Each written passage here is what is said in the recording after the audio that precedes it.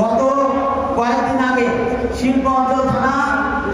কর্মী সভায় একটা বক্তব্য দিয়েছিলাম। বক্তব্যটা কিছু ইউটিউবার, সবাই বলবো না, এই ইউটিউবার কিন্তু আন্দোলন সংগ্রামে আমাদের কিন্তু অনেক কাজে লেগেছে, কিন্তু কিছু গুটি কয়েক ইউটিউবার এই আমার বক্তব্যটা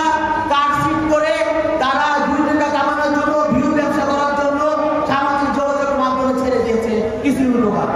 যেটা যমুনা টিভিতে প্রচারিত হয়েছে, 71 টিভিতে প্রচারিত হয়েছে,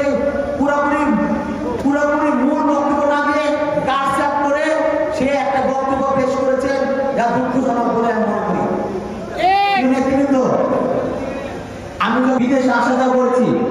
একটু ওইভাবে বলি, এই ইউটিউবার ব্যবসা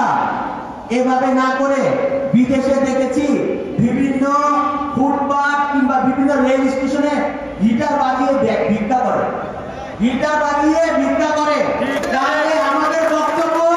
ওইভাবে কাটছিট না করে আপনারা বিদেশে